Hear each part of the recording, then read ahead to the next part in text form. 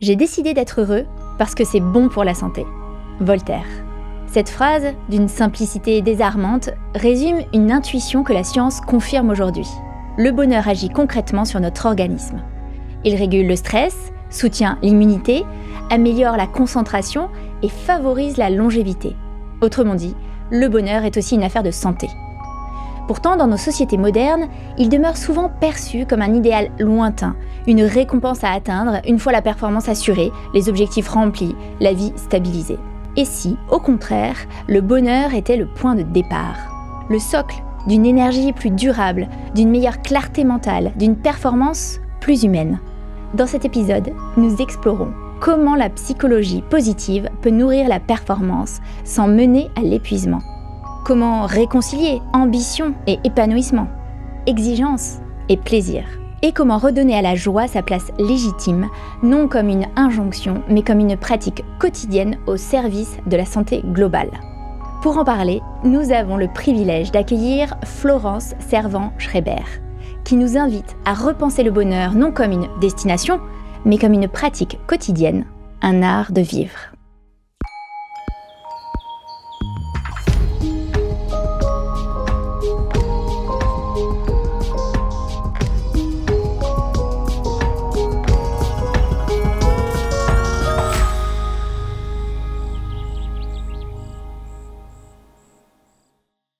Florence, bonjour. Bonjour. Merci beaucoup d'avoir accepté notre invitation. Vous êtes journaliste, autrice, conférencière et formatrice, reconnue pour avoir introduit et popularisé la psychologie positive en France. Passionnée par les sciences du bonheur et de la résilience, vous explorez depuis plus de 20 ans la manière dont nos émotions, nos relations et nos comportements influencent notre santé, notre créativité et notre performance. Formé auprès du professeur Tal Ben-Sahar à Harvard, vous avez fait de l'enseignement du bonheur une mission. Traduire les découvertes des neurosciences et de la psychologie positive en outils concrets et accessibles pour mieux vivre au travail comme dans la vie personnelle. Votre approche se distingue par sa pédagogie vivante et incarnée, ancrée dans le réel, et par votre conviction que le bonheur est une compétence qui s'entraîne plutôt qu'un état à atteindre. À travers vos ouvrages à succès, 3 kiffs par jour, Power Patate ou encore La Fabrique à kiff, vous avez contribué à renouveler notre regard sur la joie, la gratitude et la réussite en montrant que performance et bien-être peuvent coexister. Vous avez également fondé la 3 Kiff Academy, un espace de formation et d'expérimentation dédié à l'apprentissage du bonheur et à la pratique de la gratitude, où vous formez particuliers et professionnels à ces approches. Vos conférences, vos formations et vos interventions dans les médias prolongent ce travail d'éducation émotionnelle et de transformation positive auprès d'entreprises, d'institutions et du grand public. Et c'est précisément pour cette approche à la fois scientifique, vivante et profondément humaine que nous sommes ravis de vous accueillir aujourd'hui. Parce que vous nous invitez à repenser le bonheur non comme une injonction, mais comme une dimension essentielle de notre santé, de notre équilibre et de notre rapport au monde. Encore merci d'être avec nous aujourd'hui. Je suis ravie d'être là.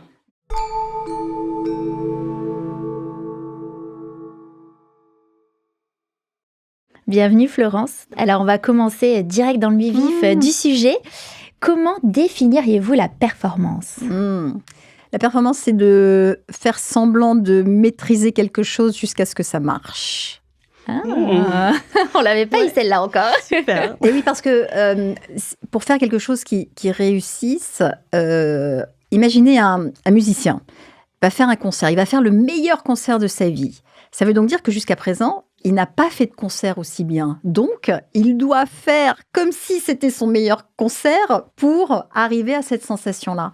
Et je considère que c'est vraiment quand on va au-delà de ce à quoi on s'attendait, de ce que l'on avait prévu, de ce que l'on savait, de ce que l'on sentait, qu'on est soi-même épaté. Et pour moi, la performance, c'est en effet d'être soi-même épaté. Magnifique. Qu'est-ce qui vous anime ? Quelle est votre mission de vie ? Waouh! Alors, vous m'en avez attribué une tout à l'heure en disant que c'était le bonheur. C'est pas que ça, c'est plus large que ça.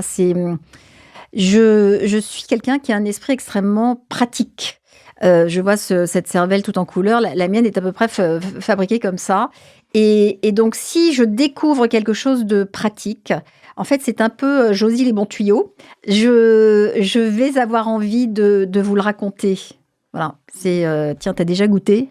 Est-ce que tu sais que c'est ça ma mission de vie?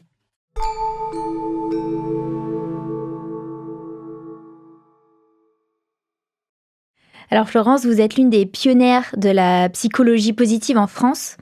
Et pour commencer, comment la définiriez-vous ? Alors c'est très simple, elle est définie. C'est l'étude de 3 choses, des personnalités, des comportements et des organisations qui marchent. Voilà, c'est ça. Donc ça n'est en rien la pensée positive qui consiste à se dire que tout va bien et ça va bien. Il n'y a pas vraiment de preuve sur le fait que ça marche. Mais c'est vraiment ça, c'est que on observe des gens comme vous et moi, puisque pour une fois, on n'a pas besoin de trouver quelqu'un qui a une pathologie particulière ou une particularité. C'est juste des gens. Et si on s'aperçoit que dans ce que vous êtes, dans la manière dont vous allez faire les choses, vous êtes satisfait ou satisfaite de ce que vous faites, eh bien, évidemment, là, on va commencer à s'intéresser à ça. Donc, on mène des études, on demande à des gens, voilà, vous pouvez participer. Il y a plein de sites américains, d'universités, où on peut s'inscrire et puis vous répondez aux questions, vous faites les choses, etc. Donc, c'est vraiment une science du quotidien. Vous voyez, c'est-à-dire que c'est l'étude vraiment du quotidien, mais du quotidien de gens qui vont être dans des situations qui fonctionnent bien. Et comment cette approche est venue à vous? Comment vous avez entendu parler de la psychologie positive? Alors, je suis formée en psychologie, c'est ma formation initiale. Mais vous voyez, par exemple, je n'ai jamais choisi d'être thérapeute. Être thérapeute, ça demande une attention que je n'ai pas du tout. Parce qu'il faut se souvenir du nom des gens, du chat, du nom du chat, etc. Et puis, il faut rester statique dans un endroit. Donc, c'est complètement incompatible avec mon cerveau. Alors, par ailleurs, j'avais un cousin extraordinaire qui s'appelait David Servan-Schreiber et qui était, lui, psychiatre. Il était psychiatre aux États-Unis et il travaillait vraiment sur une médecine intégrative, c'est-à-dire au-delà de la médecine de la psychiatrie. Qu'est-ce qu'on pouvait agréger, essayer et quels moyens parallèles pouvait-on utiliser pour soigner les gens, aider les gens, etc. Il a publié un livre qui s'appelle Guérir, qui a été son premier succès. Et dans Guérir, il raconte sa rencontre avec Martin Seligman. Alors Martin Seligman, c'est l'inventeur de la psychologie positive, c'est-à-dire que c'est un chercheur qui s'est rendu compte qu'on passait en psychologie son temps et on dépensait l'argent disponible pour étudier la maladie mentale, les troubles de la personnalité, etc. Et c'est Martin Seligman qui a dit, en gros, on a remarqué qu'on peut apprendre l'impuissance. Vous voyez, c'est-à-dire que si vous êtes un petit chien dans une cage, on a fait des études comme ça, vous appuyez sur une pédale et puis tout à coup, il y a de l'eau qui sort et puis on coupe l'eau. Et bien en fait, le chien va arrêter d'appuyer sur la pédale et va se laisser mourir. Seligman s'est dit, donc il était vraiment sur des sujets totalement lugubres, et il s'est dit, si on peut apprendre l'impuissance, est-ce qu'on peut apprendre la puissance de la même façon? C'est-à-dire, est-ce qu'il y a aussi une façon, c'est le contraire de la résignation, et c'est de se dire, dans certaines situations, je peux peut-être découvrir des choses qui, en fait, me propulsent un peu plus loin. Donc, à ce moment-là, il commence à regarder ce dont il dispose et il se rend compte qu'il n'y a aucune recherche sur l'attachement, l'amitié, la réussite, la performance. Et donc, il décide de créer cette nouvelle discipline qu'ils ont appelée la psychologie positive. Voilà. Alors, comment c'est venu à moi? David en parle. Pardon. David en parle. Et je me dis, waouh, passionnant, parce qu'en fait, depuis que je m'intéresse à la nature humaine, vraiment ce qui m'intéresse, c'est la légèreté. Vraiment, vraiment. Ça, c'est profondément ma structure. Et donc, je ne suis spécialiste de rien, il faut le savoir. Donc, je n'avais pas besoin d'être spécialiste pour m'intéresser à quelque chose qui circule déjà chez vous, chez moi. Donc, j'ai décidé d'aller voir de plus près à quoi ça ressemblait. Et j'ai trouvé mon truc, en fait. C'est comme si elle m'attendait, cette psychologie, sauf qu'elle n'existait pas avant. Donc, il a fallu qu'on grandisse toutes les deux pour pouvoir se rencontrer. Et justement, comme vous dites, ça n'existait pas et les études n'existaient pas. Comment on pourrait expliquer que des études sur des choses négatives de façon générale et un peu caricaturale existent à foison et pas à l'inverse sur des sujets plus positifs? Alors, très simple, notre cerveau est conçu comme ça. Le cerveau de toute espèce qui a besoin de survivre va d'abord s'intéresser à ce qui est négatif parce que c'est dangereux, parce que c'est toxique. Donc, je dois être en alerte pour pouvoir percevoir ces choses-là. Maintenant, un papillon qui passe en volant ne va pas jouer sur l'évolution de mon espèce. Donc, c'est beaucoup moins impactant. Alors, par ailleurs, il y a des gens qui souffrent. Donc, les gens qui souffrent, on a évidemment besoin de les soigner en priorité. Et donc, de manière assez naturelle, personne ne s'est dit, mettons des moyens pour comprendre ce qui va, puisque si ça va, c'est moins intéressant que si ça ne va pas. Ça nous stimule beaucoup moins. Mais regardez dans vos comportements quotidiens, nous sommes tous comme ça. C'est-à-dire que vous demandez à quelqu'un, ça va bien, et quand, vous lui dites comment ça va, la personne vous dit, ça va bien, super. Donc vous lui dites, super. Maintenant, si je vous réponds, ça va pas du tout, alors là, vous allez me dire, ah bon, mais qu'est-ce qui t'arrive? Vous voyez, donc c'est ça le système. C'est vrai, tout à fait. Mais alors, selon vous, pourquoi encore est-ce qu'on a tant de mal à associer la performance et l'épanouissement et finalement, est-ce que la réussite et le bonheur, c'était deux notions qui étaient complètement incompatibles? Je crois d'abord, je ne suis pas d'accord avec vous. Je ne pense pas qu'on les dissocie. En revanche, il y a un troisième mot qui manque dans la trilogie, c'est l'effort. Et là, de nouveau, dans nos civilisations judéo-chrétiennes, si on ne souffre pas pour réussir, s'il n'y a pas un effort, donc si je ne dois pas aller à l'encontre de ma nature pour réussir, eh bien, on me met dans la catégorie des gens qui sont paresseux, des gens qui ne sont pas intéressés, voilà, il faut se faire mal. Exactement, il faut se faire en omettant complètement que ce qui me permet de réussir, bien au contraire, c'est ce qui va nourrir chez moi quelque chose qui me donne l'élan de le faire. Voilà. Mais nous sommes si habitués et nous avons tellement été élevés de la sorte dans nos écoles, c'est-à-dire que dans les écoles, on nous enlève des points, on nous punit pour des choses qui sont imparfaites, au lieu de venir souligner ce que l'on a réussi. Et si déjà sur la dictée, j'ai 200 mots qui sont justes et il y en a 5 qui sont faux pour le peu que ce soit un verbe mal conjugué, ça y est, je me retrouve avec une note désastreuse. Donc on oublie ça. Donc on a la performance, l'effort, et il y en a un de l'effort. Bon, un peu de douleur, sinon ça compte pas. Et enfin, quand même, l'élan personnel. Et c'est celui-là qui nous intéresse et c'est celui-là dont je viens parler. Et pourtant, on peut aussi se perdre dans cet épanouissement quand on est à fond dans quelque chose qui nous passionne. En fait, au bout d'un moment, on peut aller tellement à fond qu'on s'y perd et on perd le sens qu'on avait initialement. Comment est-ce que ça, on peut l'expliquer? Parce que finalement, la performance a cette dérive. C'est-à-dire qu'on est performant quand on est épanoui dans ce qu'on fait, parce qu'on est passionné, on a cet élan, on peut mettre cet effort, etc. Mais on peut aussi aller trop loin. C'est drôle ce que vous dites, parce que poseriez-vous la même question en parlant, par exemple, des addictions? Une addiction, on va trop loin. Et donc, on se dit, là, c'est quelqu'un qui ne peut pas s'en empêcher, c'est une maladie, etc. Et là, vous me dites, en gros, est-ce que le bonheur n'a pas aussi quelque chose de pathologique, ou est-ce que le plaisir de faire quelque chose n'a pas quelque chose de pathologique? Bien sûr, enfin, c'est pas pathologique, tout est extrême. Et Dieu merci, mais ça n'est pas parce que c'est le bonheur qu'il faut le regarder comme ça, ou parce que c'est l'épanouissement. N'importe qui peut aller beaucoup trop loin dans n'importe quoi. Mais revenons quand même quand on parle d'épanouissement, peut-être en reparlerons-nous, mais il y a vraiment une notion de concentration.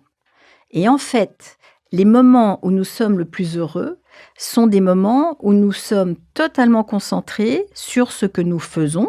Là, par exemple, nous sommes toutes les trois complètement à l'écoute les unes des autres. La pièce est fermée, il n'y a aucune distraction. Franchement, on est bien. Enfin, je sais pas, mais moi... Très bien, on est au top. On se sent super bien. Pourquoi? Parce que nous sommes vraiment à ce que nous faisons. Donc, c'est un ancrage dans l'instant présent, finalement, ce que vous mentionnez. Alors, c'est l'absence de distraction, mais c'est plus que ça. C'est que nous exerçons aussi quelque chose que nous savons faire. voyez, nous ne sommes pas dans la passivité, nous ne sommes pas en train de traîner. Nous sommes chacune dans notre tête, en pleine concentration. Je suis à la recherche des choses que je sais, vous êtes à la recherche des choses que vous avez envie de savoir. Et ça, ce sont en gros les meilleurs moments. C'est absolument les meilleurs moments. C'est pas d'être sur une plage, les pieds dans l'eau, qui sera le meilleur moment. C'est l'engagement que nous faisons en sachant à quoi ça sert, en sachant à qui ça sert. Et justement, c'est quelque chose qui va avoir également du sens pour nous. Voilà, ça c'est à peu près la définition des meilleurs moments de nos vies.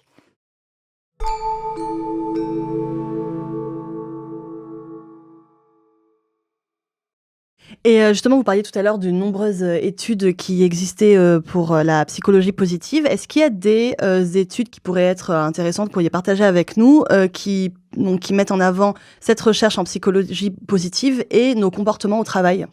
Est-ce qu'il y a quelque chose, il y a des liens par rapport à ça qui mettent en avant ? Parce que souvent, les gens, il y a énormément de burn-out, il y a énormément de maladies professionnelles, mentales ou physiques, etc. Et en fait, les gens souffrent souvent ou alors ne sont pas toujours autant épanouis qu'ils l'espéreraient dans le monde du travail.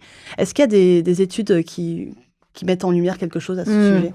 Alors, de nouveau, permettez-moi juste de dire qu'il y a des gens qui souffrent.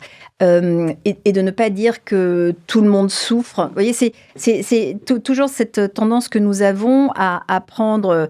Alors, heureusement, ce ne sont pas que des exceptions, parce qu'il y en a beaucoup, mais par rapport aux gens qui fonctionnent, c'est quand même un plus petit nombre. Donc déjà, on va se réjouir de ça. Bien sûr.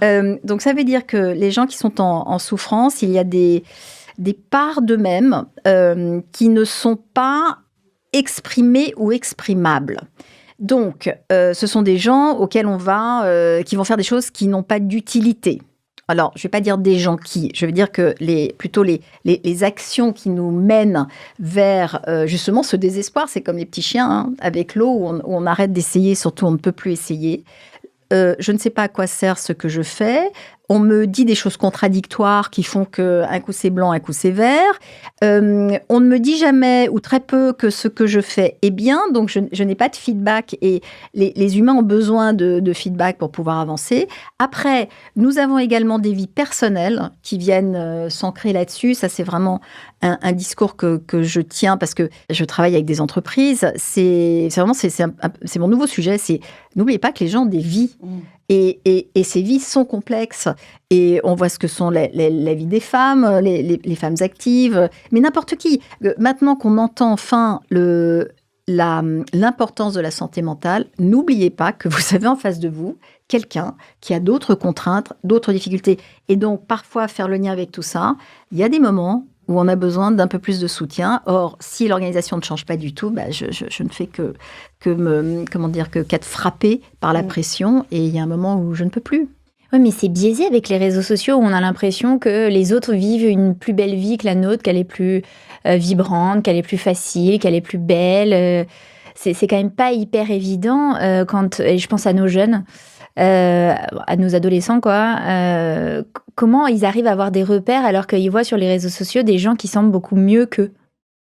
La comparaison est quelque chose d'inévitable dans notre espèce, de nouveau. C'est-à-dire que les autres sont un miroir, les autres sont une incitation, les autres sont une menace. Enfin, les autres, nous ne pouvons pas nous passer des autres. C'est la chose la plus précise des humains, c'est que nous sommes totalement grégaires, nous avons besoin d'appartenir à des groupes, etc. Donc oui, les réseaux sociaux ont introduit une comparaison extrêmement malsaine. Et vous parlez de réseaux sociaux, mais même dans les réseaux professionnels. Si on prend un réseau comme LinkedIn, tout le monde a l'air d'avoir une carrière extraordinaire, avec des points de compréhension absolument fantastiques, des salles pleines, des PowerPoint magnifiques, etc. Bon, rappelons-nous quand même, et peut-être le travail que vous faites ici est important, parce que ça permet de nous remettre face à notre humanité, que la vie se charge toujours de nous remettre à notre place. Et quand j'entends le bonheur, est-ce que c'est une injonction ? C'est insupportable. Mais calmons-nous. De toute façon, nous aurons des emmerdes. De toutes les façons. Donc ça, c'est déjà acquis. Donc, si on a besoin d'aller se montrer comme ça un peu, ça fait du bien de temps en temps d'aller se montrer un peu plus grand que l'on est. Et je crois personne ne l'oublie vraiment que c'est pas la réalité. Vous voyez, de temps en temps, en tout cas, c'est facile de se dire en regardant tout ça, vas-y quoi. Moi aussi, je pourrais parler de ce que je fais comme ça.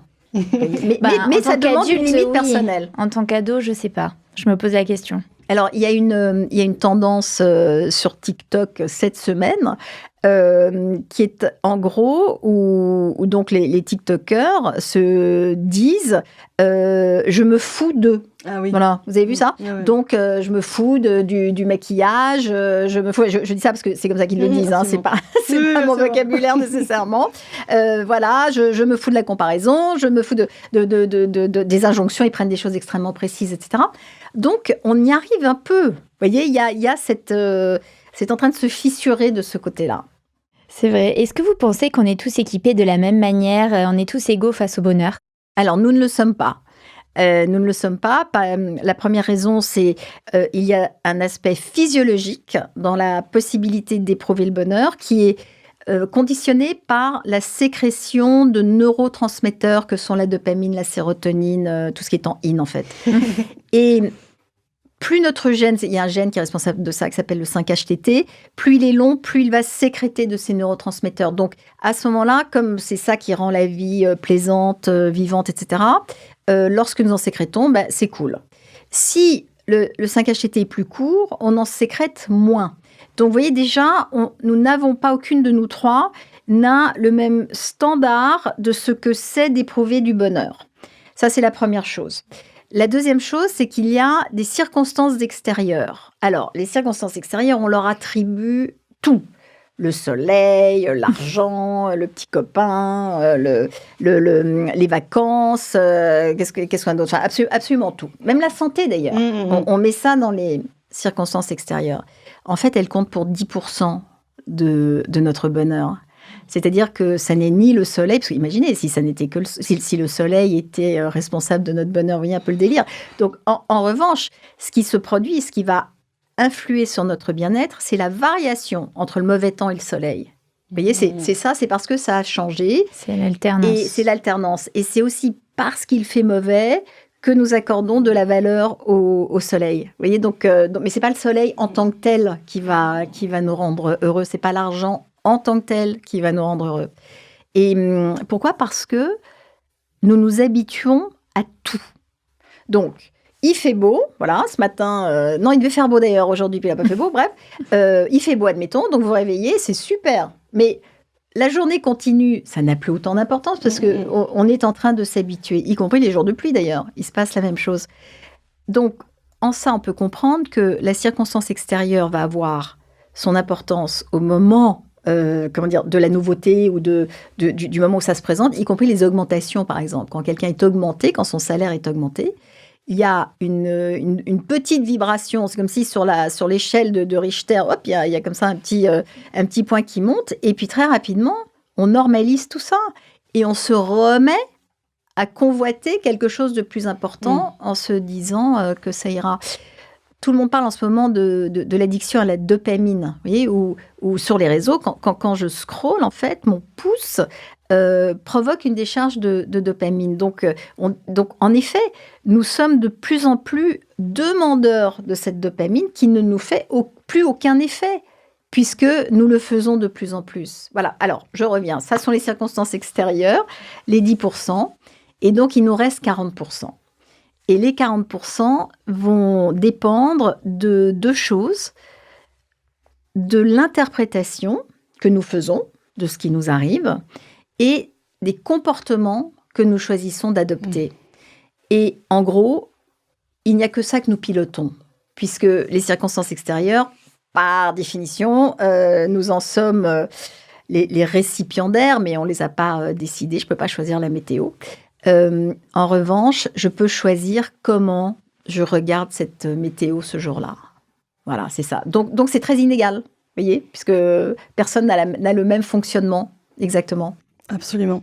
Vous expliquez justement donc que là, quand on a quelque chose de positif qui arrive dans notre vie, on va chercher tout de suite quelque chose d'autre après. Donc finalement, on profite pas vraiment de cet instant-là. Et donc ça fait penser forcément à l'idée que vous avez popularisée, qui est celle des 3 kiffs par jour, qui peut sembler, voilà, vous allez bien sûr nous la réexpliquer, mais qui sur le papier peut sembler quelque chose d'assez simple. Mais pourquoi finalement cette chose qui semble assez simple est vraiment un peu un game changer du quotidien et que c'est très impactant pour notre cerveau, pour notre bien-être général. Alors, il s'agit de gratitude. Donc, la gratitude est une émotion. Et c'est une émotion que l'on ressent lorsque quelque chose de plaisant se présente ou lorsque quelque chose de performant se présente. C'est-à-dire que je peux vivre ce que j'appelle des moments de grâce. Donc, par exemple, justement, le moment, admettons, je commence une conférence. Alors, chaque conférence est nouvelle, chaque public est nouveau. Donc, justement, quand je vous dis on fait semblant jusqu'à ce que ça marche, à chaque fois, je vais faire semblant jusqu'à ce que ça marche. Et donc, au moment où ça marche, et donc où j'éprouve quelque chose de sympathique, je m'arrête une seconde et je me dis « Waouh, merci ». Merci pour ça. Sinon, je laisse juste passer comme un plaisir et ça ne s'ancre pas. On ne peut pas construire sur le plaisir. Car le plaisir répond à une stimulation et quand la stimulation est terminée, il n'y a plus rien. Donc, je descends de scène et donc c'est fini. À moins que je ne me dise... Franchement, pour ce moment-là, merci. Alors, merci la vie, merci le public, merci quelqu'un là-haut, si on a des croyances de cet ordre-là. À ce moment-là, je réalise qu'il y a des choses fantastiques qui viennent de l'extérieur de moi. Donc, nombreuses recherches sur la gratitude. Quels sont les effets secondaires de la gratitude ?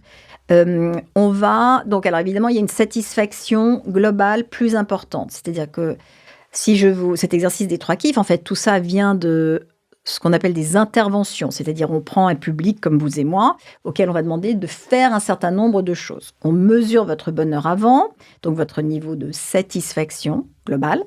Et puis, on va vous demander, par exemple, de noter 3 choses chaque soir pour lesquelles vous dites merci. Ça, ce sont les 3 kiffs.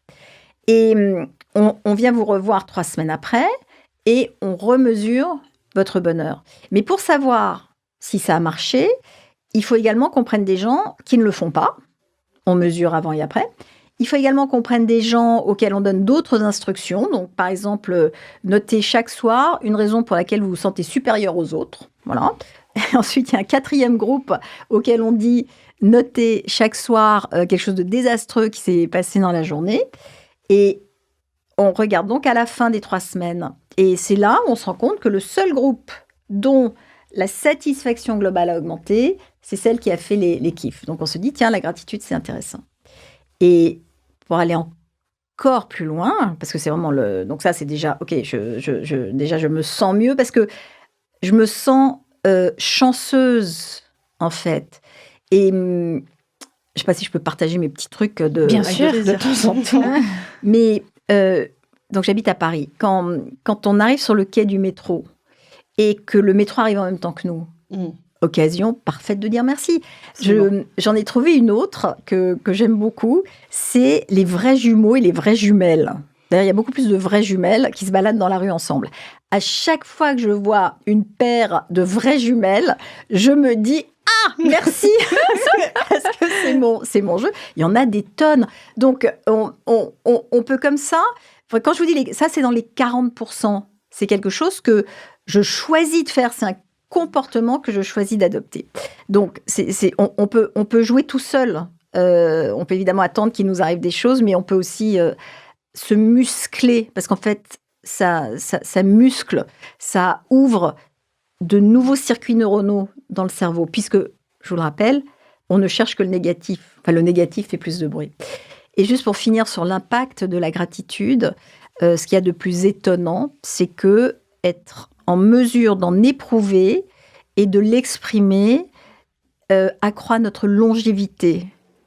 Et on a même pu le mesurer, puisqu'on sait que ça peut nous rapporter 7 ans d'espérance de vie en bonne santé, je précise, parce que sinon ça n'a aucun intérêt.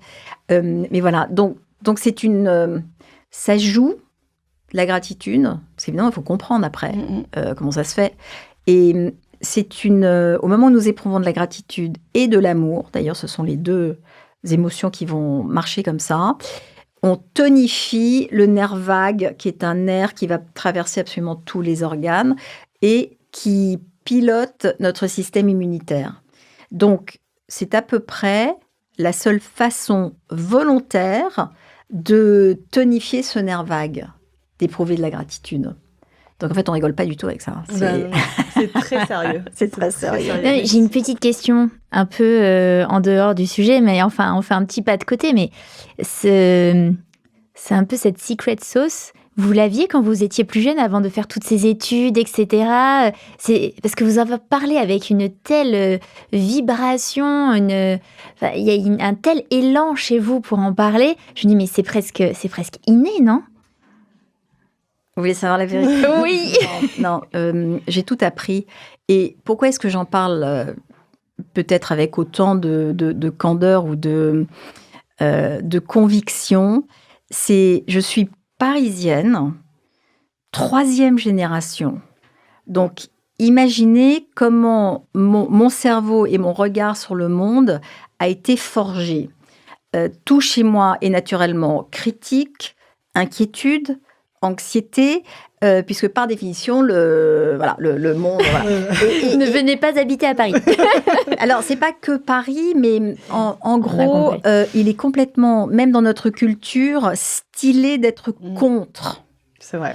Ça vient de notre héritage intellectuel. Si je dis que je suis pour et que c'est génial, et si je vous parlais de mes jumelles comme ça, sans que vous me posiez la question, vous vous diriez, oui, enfin, clairement, elle n'a pas réfléchi. Et parce que si on a réfléchi à ce moment-là, en France, on peut poser son point de vue et être contre. On n'entend que ça dans nos médias, mais une fois qu'on le sait, c'est vraiment frappant de voir à quel point ça marche. Donc, je viens de là. Et j'ai plusieurs fois dans ma vie frayé avec la Californie. Et en Californie, c'est tout le contraire. C'est-à-dire qu'il y a vraiment, c'est un endroit de découverte, d'ouverture, etc. Et ce croisement entre la Californie, donc j'étais à l'école extrêmement petite quand j'avais 7 ans, et puis ensuite j'ai refait mes études universitaires là-bas. Je me suis rendu compte que en m'y prenant autrement, je ressentais autre chose. Et qu'en m'y prenant autrement, j'étais moins anxieuse et je pouvais aller à l'encontre de cette anxiété. Je pense que c'est pour ça que quand j'ai rencontré la psychologie positive, en fait, c'était la réponse à mon problème, qui était d'être tellement baignée par ce que je considérais être normal que tout à coup, c'était un autre paradigme. Et je me suis donc autorisée à essayer. Donc là, je suis dans cet état quand nous parlons parce que nous parlons de ça. Et qu'en effet, ça, toute cette réflexion, ces outils m'aident beaucoup. Mais rien ne dit qu'en sortant d'ici, dans un quart d'heure, de nouveau, je m'inquiète pour ci, pour ça, etc. Donc, mais au moins maintenant, je peux m'offrir des variations. Voilà. Tout à fait. C'est un super pouvoir. Oui, tout à fait. Et ça me permet de mettre en lumière aussi le fait que c'est pas, juste se dire, on a décidé d'être heureux, et donc on est heureux, et c'est facile, et il n'y a pas de souci. C'est presque quelque chose de, je sais pas, qui serait justement très marketing pour les réseaux. C'est vraiment une construction de pensée, et c'est toute cette éducation dont vous parlez. En fait, c'est une... j'aime pas le mot parce qu'il est un peu wawa, mais c'est une conscience. C'est-à-dire qu'il faut vraiment que je me dise maintenant, arrête, cherche la gratitude. Tu le sais maintenant, tu le sais. Donc, vous voyez, c'est cette petite voix qui va me rappeler que je peux aller au boulot. Par ailleurs, je suis très exploratrice. C'est-à-dire que si on me propose quelque chose que je ne connais pas, j'y vais bien volontiers. Donc, c'est ce qui me permet de découvrir quand même ce qui marche pour moi, ce qui peut m'aider ou m'amuser. Et puis parfois, ça passe, ça ne m'amuse plus. Donc, il faut trouver autre chose. Il n'y a pas une autre composante aussi qui est le d'être positif? Parce qu'il y a des gens qui sont négatifs, qui sont presque... c'est comme ça, quoi. Ils sont fatalistes. Et de l'autre côté, il y a des gens, ils sont positifs. Quoi qu'il leur arrive, ils ont une capacité de rebond qui est hyper forte. C'est pas mon cas. Vous devriez demander à mon mari. Ah bon? Je fais des reproches absolument. Mais oui, parce que je vois, mais je vois comme si c'était en transparence les défauts des situations. Je suis extrêmement critique. Mon cerveau fonctionne comme ça. Mais une fois de plus, je peux arrêter de l'être sur commande. Vous voyez, on peut faire rentrer le soleil à un moment si et quand on en a besoin. Et les moments où si et quand, c'est en fait quand je me sens trop mal, quand c'est plus, quand ça n'est pas possible, ou quand ça marche pas, ou quand il y a quelque chose qui bloque, à ce moment-là, je vais le chercher. Non, je ne fais pas du tout partie des gens où tout est génial. Et vous savez pourquoi? Parce que mon sens de l'humour, je vis dans une bande où on se moque énormément les uns des autres. Donc et ça nous fait vraiment marrer, hein, mais pour se moquer les uns des autres, il faut aller chercher les failles et ses propres failles aussi. Je vous dis tout. Hein. Mais c'est génial, non, mais c'est super cette dichotomie. Et une des raisons pour lesquelles j'aurais pu rester vivre aux États-Unis, parce que vraiment c'est un endroit où jadis on se sentait bien, mon Dieu. Mais j'ai choisi de ne pas le faire parce que les Américains ne se moquent jamais les uns des autres. Et en fait, je m'ennuyais ferme parce qu'on n'avait pas les mêmes réflexes pour. Donc il n'y a pas ce second degré. Ouais. Non, il n'y a pas de dérision, il n'y a pas la dérision. Non, on fait un commentaire puis on dit non, mais je rigole. Non, nous on rigole pas. Non, oui, non. C'est ça, on le pense. Absolument. Et qu'est-ce qui épuise nos ressources psychologiques? On a parlé, vous nous avez parlé de l'anxiété, de la vie très urbaine, donc coupée de la nature. Il y a d'autres choses?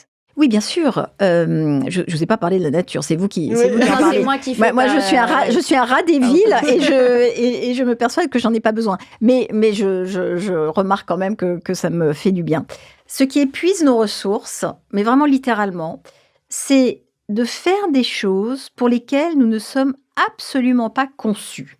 Car nous sommes capables de beaucoup, mais nous ne sommes pas capables de tout sans cet effort dont nous parlions tout à l'heure, qui est un effort quasiment douloureux. Vous me demandez, par exemple, de faire une facture, de créer une facture où tout doit être absolument précis, au bon endroit, etc. De nouveau, parce que j'ai des problèmes de concentration, parce que j'ai des histoires de dyslexie, les chiffres sont tous pareils. Pour moi, ça va mais me vider l'énergie, me consumer et me prendre une journée par ailleurs. Et si vous me demandez en revanche, comme nous faisons là, de raconter, parce que ça c'est vraiment quelque chose qui joue avec le vocabulaire, qui joue avec les illustrations, etc., ça me donne de l'énergie. Nous sommes toutes et tous conçus de la sorte. On me demande souvent, parce que c'est une question qui obsède les gens, qui est de dire comment on trouve un équilibre pro et un équilibre perso. Je ne code pas les choses comme ça. Je les code de deux façons. Il y a des activités qui me donnent de l'énergie, il y a des activités qui me prennent de l'énergie. Mais la vie n'est pas organisée comme on aimerait, donc, et puis il faut aussi des variations. Donc, pour pouvoir supporter de faire des factures, eh bien, parce que je dois en faire quand même, et il faut que j'aille justement vers ce qui est pour moi fluide et que je m'assure que dans ma vie professionnelle, dans ma vie personnelle, dans ma vie de maman, il y a des choses qui sont de l'ordre de la fluidité, parce que c'est ça qui remplit la citerne. Donc, l'organisation se fait comme ça. Et donc, votre question est, pourquoi sommes-nous comme ça? Pourquoi est-ce qu'on se dessèche? C'est parce que on ne prend pas le chemin. En fait, c'est parce qu'on n'a pas sa notice Ikea, voilà. Non, mais c'est une très bonne image, c'est vraiment ça. Mais alors, comment on la trouve, cette notice Ikea? Par l'expérimentation, par l'apprentissage, par l'acquisition de vocabulaire, par la mise en situation et l'observation des situations dans lesquelles nous sommes, où justement on réagit bien. Mais de nouveau, ça demande pas mal de concentration, car lorsque je fais quelque chose qui est facile pour moi, je ne m'en rends pas compte. Et en plus de ça, j'ai l'impression que tout le monde est comme moi. Alors que non. Mais donc, vous voyez, or, quand je fais quelque chose de difficile, là, je m'en rends compte vraiment. Donc, parfois, on passe à côté de la compréhension de ce qui nous vient naturellement, parce que comme c'est facile, on se pose pas trop la question. Vous voyez ce que je veux dire? Donc il faut savoir, parce que quand c'est difficile, ça on le repère tout de suite. C'est pénible et ça on peut le marquer comme pénible. Mais on a besoin d'un tout petit peu d'attention pour se dire, et d'où la gratitude, pour se dire, waouh, là en fait, je suis super bien. Là je suis inspirée, je suis reliée aux gens qui sont autour de moi. J'ai envie d'en faire plus.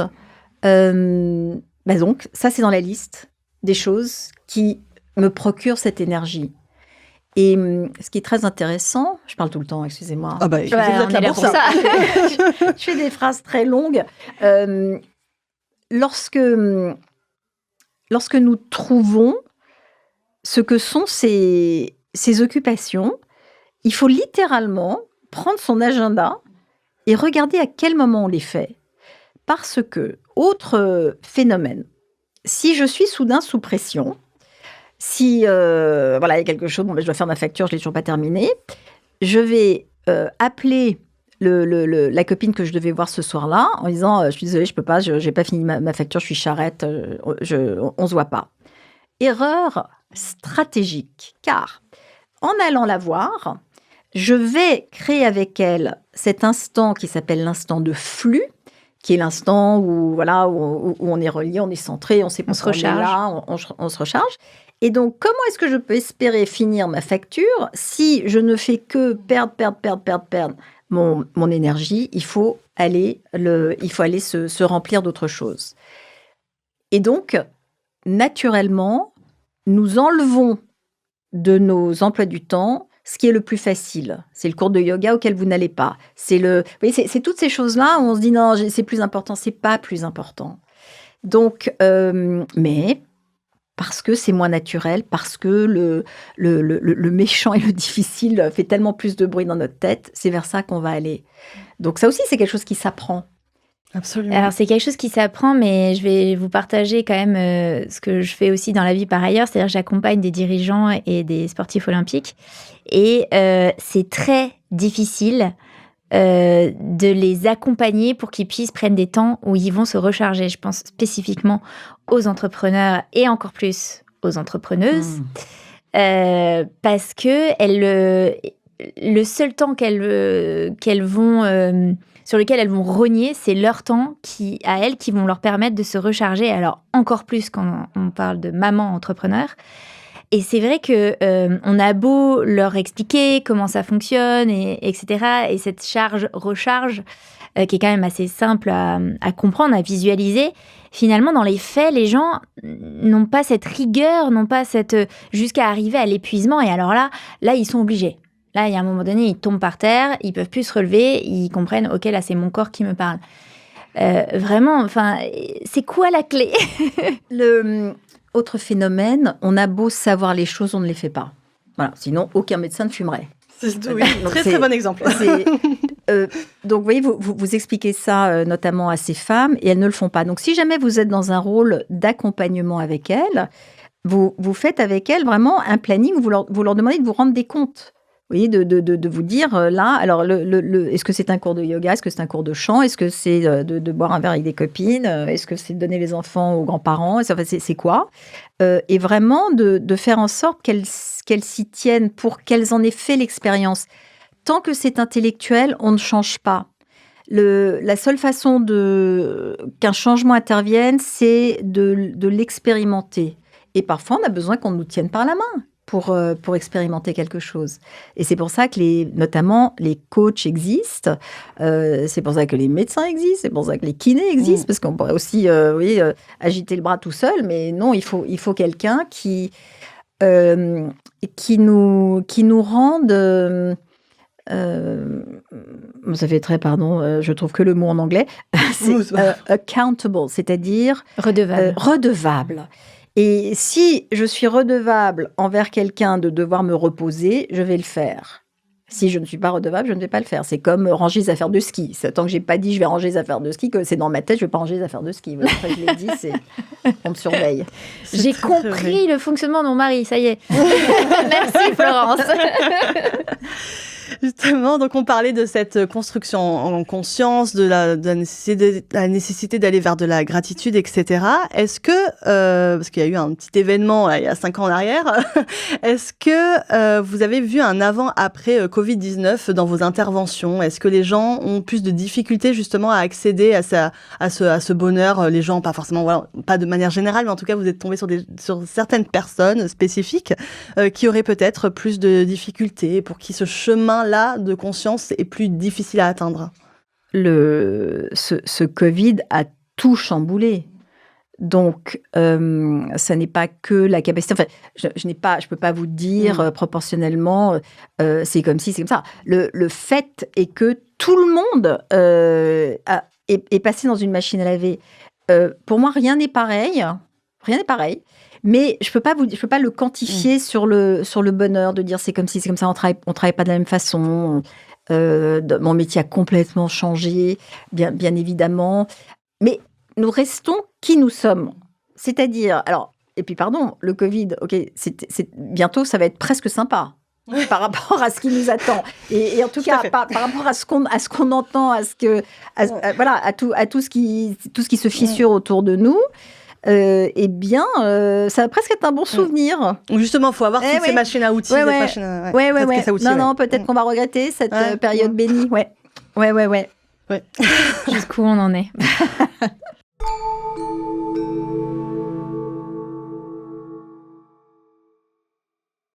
Alors, vous formez aussi des dirigeants et des équipes. Qu'est-ce que la psychologie positive change dans la manière de diriger, de manager, de gérer une entreprise, des équipes? Vous savez, ce qui est très intéressant, c'est que j'ai commencé donc ce travail, vraiment la diffusion de ces concepts, il y a maintenant 17 ans en France. Et au début, les gens disaient « ouais, c'est un truc de bisounours ». Voilà, ça c'était Ça, c'était... Et moi-même, j'ai fini par le croire en me disant, c'est vrai, moi je suis une teigne, personnellement je suis une teigne, donc je comprends le côté un peu, je les comprends. Aujourd'hui, l'expérience est complètement différente. Les gens sont tellement contents qu'on vienne leur parler de ce sujet-là.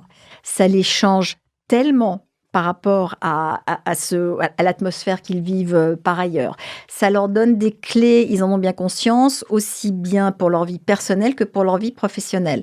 La frontière, ça y est, les gens comprennent qu'il n'y a pas de frontière. Enfin, c'est-à-dire que nous sommes la même personne dans tous les cas. Donc, c'est presque touchant, en fait. Et lorsqu'une organisation me fait venir... Il y a vraiment quelque chose, c'est comme une soif en fait. Nous avons soif de passer une heure, ne serait-ce qu'une heure, à ne pas penser au reste et à se dire j'ai plein de choses à l'intérieur de moi, parce que c'est ça que je viens raconter en fait, c'est quels sont les morceaux de nous que l'on peut activer, et on ressort de là en se disant ouais tiens je peux, ça peut être bien, ça peut être mieux. Donc dirigeants compris. Et à la fois, je vais vous dire que si je travaille avec une organisation, en fait, je ne travaille qu'avec des organisations sympas, parce qu'elles ne me font pas venir si elles ne croient pas en la possibilité de l'impact de ce discours-là. Et manager avec gratitude, je pense que c'est une des clés du succès du management. Oui, et reconnaissance. Mettons-y la reconnaissance, qui est de vraiment parler directement aux gens. Et d'aller repérer chez chacune et chacun quelle est sa fragilité, pour pouvoir aider cette fragilité par de la reconnaissance et en la malaxant du bon côté, pour que les gens sachent que c'est OK, parce qu'à partir de là, s'ils savent que c'est OK, ils vont beaucoup plus s'exprimer dans ce que sont leurs forces. Il y a une sécurité. Mais tant qu'on essaye de cacher un truc, ou oh là là, ils vont pas voir, évidemment, on voit que ça. Enfin, vous voyez, c'est évident quand on se croise les uns les autres. On parle de reconnaissance, mais en parallèle de la reconnaissance, il y a encore des sondages récents qui mettent en avant que beaucoup de Français associent leur bonheur à une réussite financière. Est-ce que l'argent rend heureux?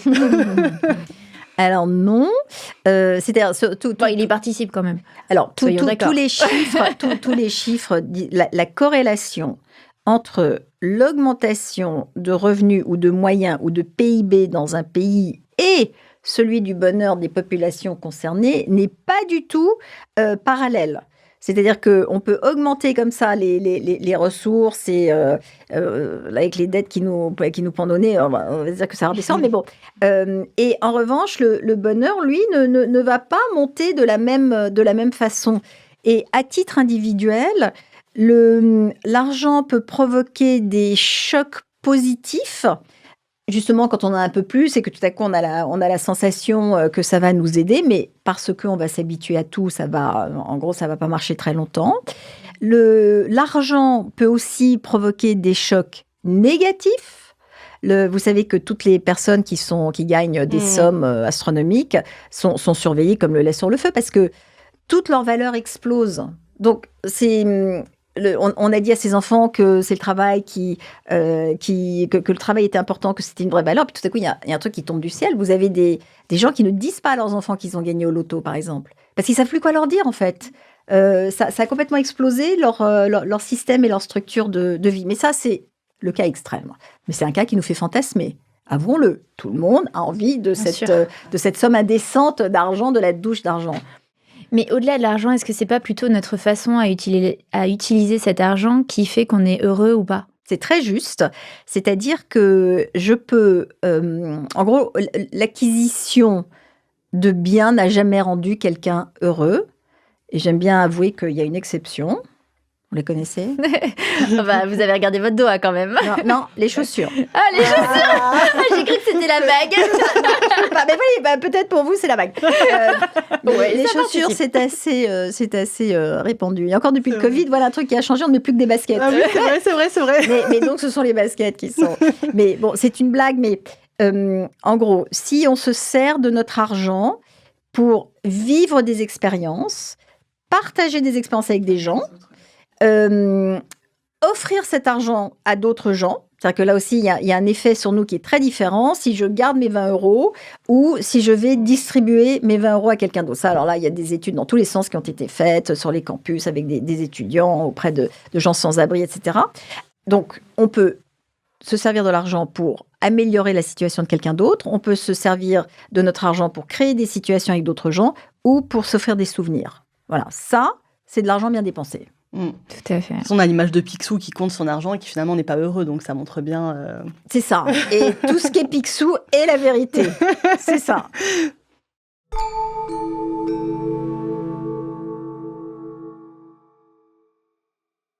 On a déjà commencé à en parler, mais le bonheur au travail, c'est parfois perçu un peu comme un concept galvaudé, un peu bisounours, comme vous l'avez dit. Pour vous, qu'est-ce que ça signifie réellement être heureux au travail ? De ne pas avoir l'impression de travailler. Si vous prenez la place dans ce que vous faites, vous n'avez pas la sensation de travailler, c'est-à-dire travailler versus quoi ?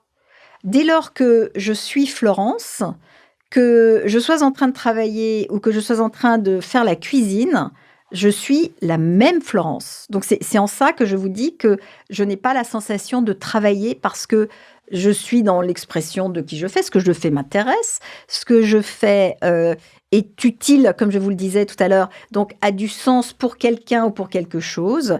Si c'est difficile en plus, c'est presque meilleur. C'est-à-dire que la difficulté pour chacune d'entre nous à un certain niveau en fonction de la compétence requise. Si on fait des trucs trop faciles, on s'ennuie, ça ne nous intéresse pas.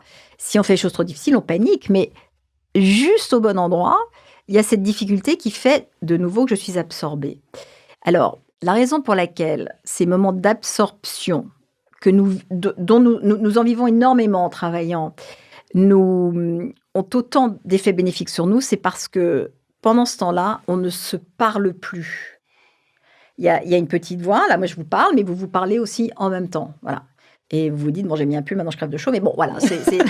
C'est cette voix-là qui va se taire. Et c'est là où travailler n'est plus travailler. Vous voyez, parce que je suis juste complètement... si je suis encore en train de me parler tout en faisant quelque chose, je suis en train de travailler. Vous voyez, ça me plaît moins. Mais si tout à coup la voix se tait, je ne suis pas en train de travailler, je suis Florence. J'exerce Florence. Donc... Pour moi, c'est ça. Mais oui, moi, je partage dans cette idée avec cette idée d'alignement, etc. Néanmoins, est-ce qu'on peut le mettre pour tous les métiers, parce qu'il y a quand même certaines personnes, on connaît plein, on a même été nous-mêmes amenés parfois à le faire, à avoir des jobs parce qu'il fallait travailler et gagner financièrement de l'argent, gagner de l'argent, et non pas parce qu'on est aligné, qu'on considère forcément être utile dans cette activité, etc. etc. Comment... Il y a 3 niveaux d'implication. Il y a le premier niveau d'implication, c'est quand même, donc je travaille pour gagner de l'argent, mais je travaille pour gagner de l'argent. Donc je sais pourquoi je suis là. D'accord. Ça c'est la première chose. Ensuite, le deuxième niveau, c'est la maîtrise. C'est-à-dire, je travaille parce que je fais bien quelque chose. Donc, je suis contente de bien faire quelque chose et d'être dans une organisation qui va reconnaître ça. Et j'y trouve quand même un minimum de sens ou de raison. Donc, c'est à ça que je me raccroche. Alors que dans l'étape précédente, je me raccrochais au fait que ça me permet de faire vivre ma famille. Donc, c'est quand même important de faire ça. Et puis ensuite, vous avez la troisième catégorie qui est la vocation. Alors ça, ce sont des gens qui ne peuvent pas s'empêcher de faire ce qu'ils font parce qu'ils sont complètement portés par ça, etc. Donc, chacune ou chacun d'entre nous, à un moment donné, va se retrouver dans une ou deux, ou peut-être 3 de ces situations. De nouveau, dès lors que je me le dis comme ça devient beaucoup moins pénible dans les métiers pénibles.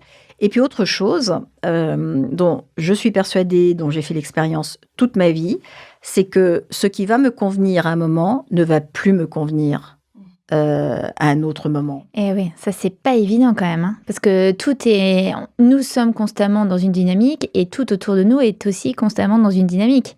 Donc quand on ressent un alignement à un moment donné, il est assez court en fait ce moment d'alignement. L'alignement va aussi dépendre de l'acquisition de nos compétences. C'est-à-dire que si vous prenez un nouveau job, en fait, vous n'êtes pas encore aguerri. Vous débutez, donc c'est inconfortable, donc vous êtes obligé de vous concentrer, puis vous allez devenir de plus en plus adapté à l'environnement, vous vous intégrez dans l'équipe, vous vous intégrez dans vos tâches. Bon, alors là, maintenant, les paradigmes autour de nous, les paradigmes ce sont donc des systèmes de valeurs communs, explosent dans tous les sens, l'intelligence artificielle, enfin, tout se fissure partout. Mais bon, imaginons, on a quand même une petite capacité d'adaptation.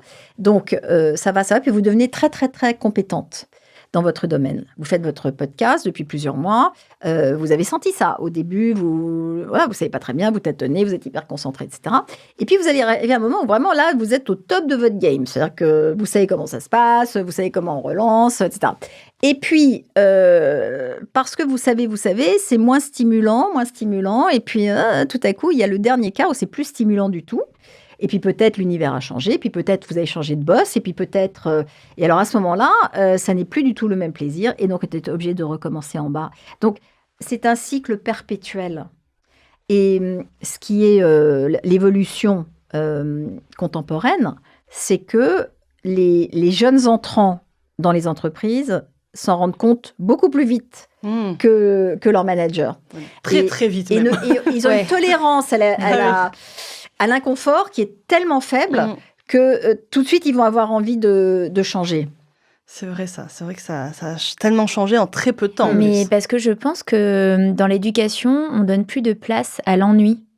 Et du coup, on surstimule tellement nos enfants, et je me mets dedans, hein, franchement, on surstimule tellement nos enfants qu'ils n'ont plus l'habitude d'être dans l'ennui. Et ils ont besoin d'être surstimulés tout le temps. Sauf qu'un manager, c'est pas un parent. Hein, il n'est pas là pour faire du babysitting, quoi. Donc, je me demande s'il n'y a pas un peu ce côté-là. Et puis, même à l'école, on se rend compte qu'ils sont quand même vachement stimulés. Donc, et le week-end, moi, je me rappelle, le week-end, je jouais dans le jardin, point barre, on faisait rien d'extraordinaire. Alors qu'aujourd'hui, avec ma fille, je l'emmène faire plein d'activités, plein de choses, des spectacles, on fait tout le temps, on bouge tout le temps, etc., etc. Je me dis, waouh, plus tard, est-ce qu'elle va pouvoir se poser, quoi? Et finalement, ce que vous dites, c'est que le bonheur, il réside aussi dans un certain ancrage. Il faut pas être tout le temps dans une dynamique parce que pour pouvoir prendre conscience de ce qu'on est en train de vivre, de repérer deux jumelles dans la rue, etc., ça veut dire être pleinement dans le moment présent. Je me réserve complètement je ne dis jamais c'était mieux avant, parce que je ne le pense pas. Je pense que nous sommes exposés, vos enfants sont exposés à cette surdigitalisation déjà. Donc, eux grandissent dans un univers qui est déjà comme ça. Donc, nous, on se dit, moi, je jouais sur le gazon. Mais eux ne jouent pas sur le gazon. L'être humain, par essence, a envie d'être heureux.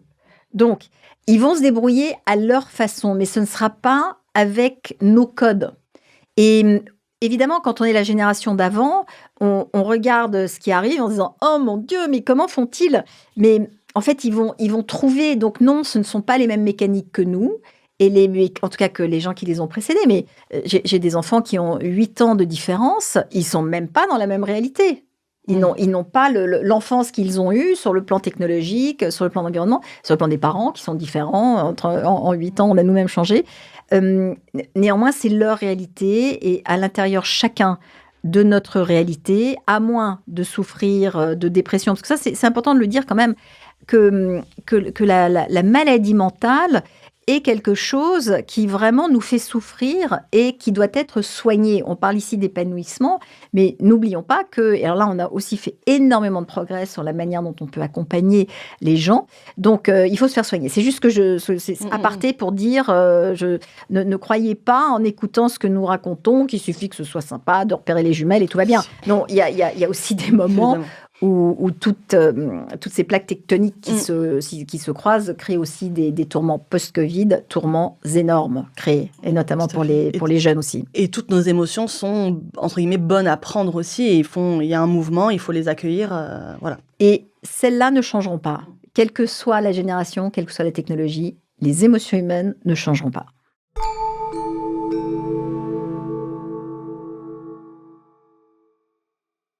On arrive vers la fin de notre échange, mais j'ai quand même une question parce que, comme vous l'avez mentionné tout à l'heure aussi, on est dans un monde où il y a tout qui bouge, pas forcément que dans le bon sens aujourd'hui, même si forcément il y a des bonnes choses aussi.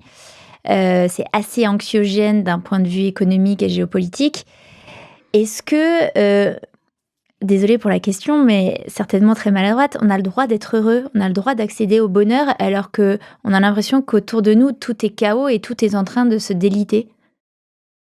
Il est tellement essentiel d'être heureux quand on le peut, où on le peut. Ce serait, compte tenu de là où nous vivons, des circonstances dans lesquelles nous sommes encore, vous et moi, dans le pays dans lequel nous sommes, entourés par les gens qui sont autour de nous, mais ce serait un scandale de ne pas être heureux. Un scandale. Et comment voulez-vous que nous puissions aider quiconque, mais ça c'est vrai de tout le monde, hein, et je n'ai pas besoin de crise géopolitique pour dire ça. Comment voulez-vous que je vous aide ou que je vous donne de l'affection si je n'ai rien à vous donner? Et donc c'est presque le contraire. C'est pas une obligation, mais c'est tellement. C'est une résistance politique. Ah ouais, ouais. C'est vraiment d'avoir conscience de ses privilèges et d'en profiter de ses privilèges. Alors, certes, je pense qu'on fait partie des personnes privilégiées, mais je pensais aussi aux personnes qui sont pas forcément privilégiées comme nous et qui sont dans des moments très difficiles. Je sais pas, un divorce qui se passe mal et être une famille monoparentale, ne pas avoir... on vient d'être licencié en même temps. Enfin, comment est-ce que on accède au bonheur dans ces moments-là? C'est quand même pas si évident. Le bonheur n'est pas là pour être pour qu'on y accède tout le temps. Et vous avez l'air de créer une partie de la population qui souffre et une autre qui ne souffre pas. Sachez que tout le monde souffre. Et que quand vous croisez quelqu'un, vous n'avez aucune idée de ce que cette personne est en train de vivre, en réalité. Donc, c'est difficile de catégoriser les gens. Mais en effet, il y a des coups durs, il y a des coups hyper pourris. Il y a des moments absolument épouvantables de la vie où on est complètement... Vous avez utilisé le mot résilience. Le mot résilience, c'est la capacité du caoutchouc à reprendre sa forme après avoir quitté la route. Nous allons reprendre notre forme après avoir quitté la route, mais il faut d'abord quitter la route. Et un accident, il va falloir le traverser, et un divorce, il va falloir le traverser, des conditions économiques compliquées, il va falloir les traverser, etc. Mais nous avons, dans les circonstances qui sont les nôtres, la possibilité qu'il y ait des moments, qu'il y ait des instants, qu'il y ait des choses, qu'il y ait cette petite chose de gratitude. Sinon, ça voudrait dire que il y a une partie du monde qui aura le droit d'être heureux pendant que l'autre ne l'est pas. Et c'est pas le cas. Parce qu'on ne sait pas dire si c'est la situation économique, l'emplacement géographique. Ça voudrait dire que des gens dans des endroits plus défavorisés que nous ne seraient pas heureux. C'est ça, oui, tout à fait. Non, mais je me faisais l'avocat du diable. Hein. Ouais, Oui, bien sûr. Mais vous voyez comme on a honte de... Justement, on se dit, oh là là, est-ce que... Bon, ça, c'est le truc judéo-chrétien. Hein. Est-ce que j'ai le droit? Est-ce que c'est bien? Là, on est là, on parle de bonheur. Est-ce que, voilà, on n'est pas en train de je ne sais pas, de se faire des petites caresses gentilles? Non. Tout le monde aspire à ça. Tout le monde a droit à ça. Et tout le monde vit ça. Voilà. Absolument. Et tout le monde vit des trucs épouvantables. Et tout le monde a le cœur brisé. Et tout le monde est en deuil. Oui, donc tout le monde fait tout, quoi. Est-ce que finalement, le bonheur, c'est pas une hygiène de vie? Hygiène, Wow. c'est un peu contraignant. Je crois que c'est plus... c'est comme une écume. Vous voyez, c'est les petites bulles qui se forment sur la surface. C'est pas qu'une hygiène parce que ça se reçoit aussi, ça se repère aussi, ça se diffuse aussi. Voilà, j'ai pas envie de venir vous nettoyer la figure avec mon coton, donc. En effet. Mais en revanche, je veux bien que le moment qu'on passe ensemble soit un moment qui donne du bonheur à toutes les deux. Parfait, merci beaucoup. C'est un parfait super mot de la fin. Mot de la fin. Justement, vous nous partagez tout à l'heure que vous alliez sortir un nouvel ouvrage en début d'année. Est-ce que peut-être vous pourriez en parler un petit peu pour que nos auditeurs et nos auditrices puissent courir l'acheter dès sa sortie? Absolument, avec plaisir. Alors, un sujet qui me passionne, c'est l'audace.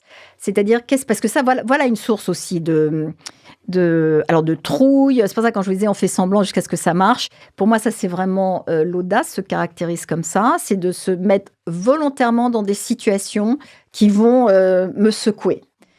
Et donc, j'ai mené toute une réflexion sur l'audace et c'est sous forme d'une bande dessinée autobiographique où vraiment je suis retournée, parce que je me suis retournée de mon enfance jusqu'à maintenant pour essayer de comprendre quels sont les ressorts, car il y en a des psychologiques, des philosophiques, des mythologiques. Il y a tout un tas de choses qui nous permettent de vivre une vie plus riche. Ça s'appelle Chiche. Tentons l'audace. Et il sort début février. Et vraiment, je vous invite à lire ce livre, d'abord parce qu'il se lit un peu comme je vous parle là, mais surtout j'y ai mis un certain nombre de questions, de réflexions, de chemins que l'on peut fabriquer parce que tout le monde a de l'audace, mais quand vous faites un sondage, vous n'avez que 20% des gens qui disent « oui, moi j'ai un peu d'audace », alors que quand vous demandez qui a envie d'en avoir plus, 100% des gens ont envie d'en avoir plus. Voilà. Chiche en librairie à partir du mois de février. Programme magnifique. Passionnant. On le diffusera évidemment sur nos réseaux à ce moment-là. Un grand merci, Florence. Merci à vous. Et merci de nous avoir fait vibrer, de nous avoir rechargés, parce que moi, c'est vraiment ce que je ressens. Absolument. Vous dégagez une grande lumière. Donc, c'est waouh. J'ai du mal à croire que vous êtes très critique. J'ai des doutes. À la semaine prochaine. Au revoir. Merci d'avoir écouté The Human Hack. Si cet épisode vous a inspiré, faites-le savoir. Une note, un commentaire ou un partage sur votre plateforme de podcast préférée, c'est la meilleure façon de soutenir notre mission et de faire voyager nos idées.